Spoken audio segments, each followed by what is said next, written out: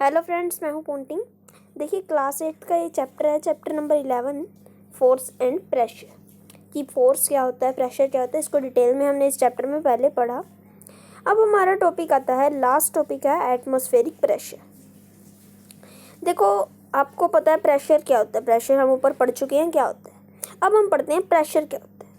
आपको पता है कि हमारे आसपास हर जगह पर एयर है। You know that there is air all around us. This envelope of air is known as the atmosphere. अब ये जो एयर है ना हमारे ऑल अराउंड, इसे क्या कहते हैं, एटमॉस्फेयर। अब देखिए हमारे टॉपिक का नाम था atmospheric pressure. Atmosphere plus pressure. हमने प्रेशर पढ़ा क्या होता है, एटमॉस्फेयर पढ़ा क्या होता है। अब एटमॉस्फेरिक प्रेशर क्या हो जाएगा, वो प्रेशर जो एटमॉस्फेयर लगा रहा है, यानी एटमॉस्फेरिक एयर जो प्रेशर लगा रही है, that is atmospheric pressure. The atmospheric air extend up to many kilometer above the surface of the earth। देखिए अर्थ से लेकर के बहुत ऊंचाई तक, कई किलोमीटर ऊंचाई तक हमारा एटमॉस्फेयर फैला हुआ है। अब जो प्रेशर एटमॉस्फेरिक एयर लगाती है, that is called atmospheric pressure. We know that pressure is force per unit area. हमें पता है कि फोर्स जो प्रेशर होता है वो होता है फोर्स पर यूनिट एरिया या फिर फोर्स अपॉन एरिया।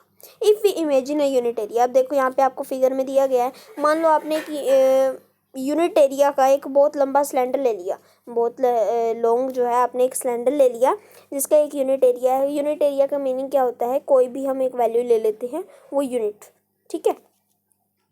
अब उसका जो एक लंबा सिलेंडर दिया हुआ है, अब उसके हमने अंदर जो है कोई अलग से एयर मिक्स नहीं करनी है, हमने उसको रख दिया।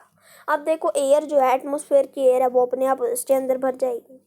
अब हम जब उसका वेट करेंगे और फिर उसका जो हमने सिलेंडर लिया उसका वेट करेंगे, अगर सिलेंडर का वेट उससे हटा दिया जाए तो अंदर की एयर जो है उसका वेट हमें पता चलेगा, तो दैट इज एटमॉस्फेरिक प्रेशर, ठीक है। हमें इससे एटमॉस्फेरिक प्रेशर का पता चल जाएगा। अब आते आते हैं, देखिए एक्टिविटी है आपकी। टेक अ गुड क्वालिटी रबड़ सकर। आपने एक गुड क्वालिटी का रबड़ सकर लेना है, जो ये जो रबड़ कप की तरह छोटे से दिखता है। Press it hard on a smooth plane surface. आपने इसको एक स्मूथ प्लेन सरफेस पे दबाना है। क्या ये सरफेस से चिपक जाएगा? अब उसको हटाने की कोशिश कर। देखिए when you press the sucker most of the air between its cup and the surface escape out. जब आप सकर को दबाएंगे तो उसके अंदर की ज़्यादातर जो एयर है वो बाहर आ जाएगी, ठीक है। The sucker sticks to the surface. अब जो सकर है वो सरफेस से चिपक जाएगा क्योंकि जो प्रेशर है एटमॉस्फेयर का वो उस पर एक्ट कर रहा है टू पुल द सकर। अब अगर आपको वह सकर को हटाना है सरफेस से, the applied force should be large enough to overcome the atmospheric pressure. तो जो फोर्स हम अप्लाई करेंगे उसे हटाने के लिए, वो जो एटमॉस्फेरिक उसके ऊपर लग रहा है एटमॉस्फेरिक प्रेशर, उससे ज़्यादा होनी चाहिए, ठीक है। This activity might give you an idea about the magnitude of atmospheric pressure. अब इससे आपको जो है एटमॉस्फेरिक प्रेशर का जो है आइडिया लग जाएगा। एक मैग्नीट्यूड होता है, मैग्नीट्यूड होता है न्यूमेरिकल वैल्यू, ठीक है।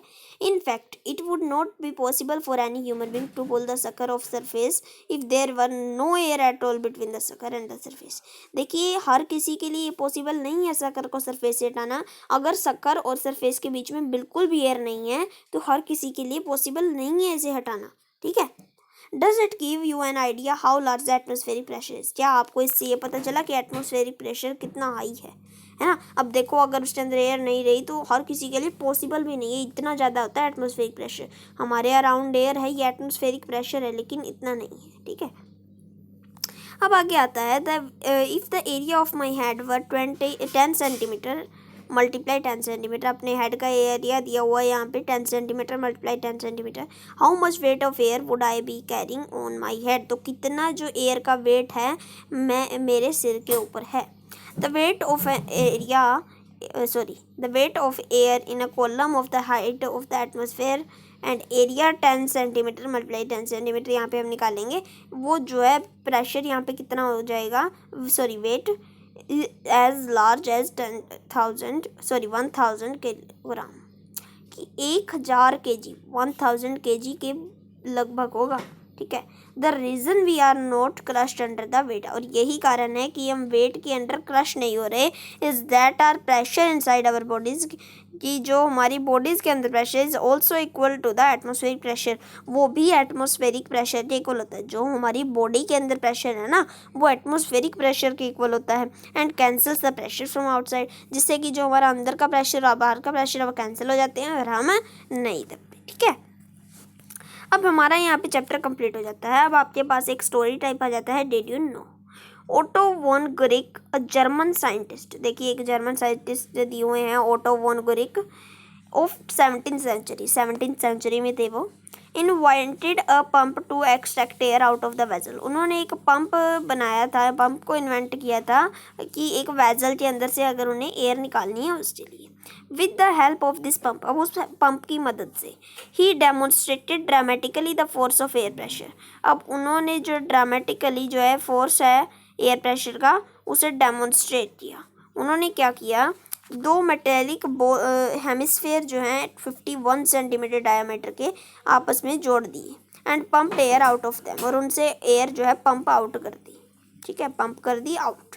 देन एम्प्लॉयड 8 हॉर्सेज, अब उन्होंने 8 हॉर्सेज को एम्प्लॉय किया ऑन ईच हेमिस्फेयर, यानी कि 8 एक साइड और 8 एक side, to pull them apart, उन्हें आपस में से हटाने के लिए। So great is the force of air pressure that the hemisphere could not be pulled apart, कि इतनी वो जो फोर्स थी एटमॉस्फेरिक प्रेशर की कि वो हेमिस्फेयर आपस में से हट भी नहीं पाए, जैसे कि आपको फिगर में दिखाया गया है। देखिए केवल 2 हेमिस्फेयर को जोड़ा गया यहाँ पे और इनके अंदर की एयर निकाल दी गई पंप की मदद से। और इतने इसमें जाना है कि अगर 16 हॉर्स मिलके भी इसे अलग कर रहे हैं, जबकि हॉर्स की पावर तो बहुत होती है, और अगर 16 हॉर्स भी इसे कर रहे हैं तो ये अलग नहीं हो पा रही, तो इससे हमें अंदाज़ा लग ही जाता है कि एटमॉस्फेरिक प्रेशर कितनी हाई है। ठीक है, देखिए इसके बाद हमारे इस चैप्टर के क्वेश्चन आंसर आ जाते हैं, इन्हें हम नेक्स्ट वीडियो में डिस्कस करेंगे। इसके लिए इतना ही, थैंक यू।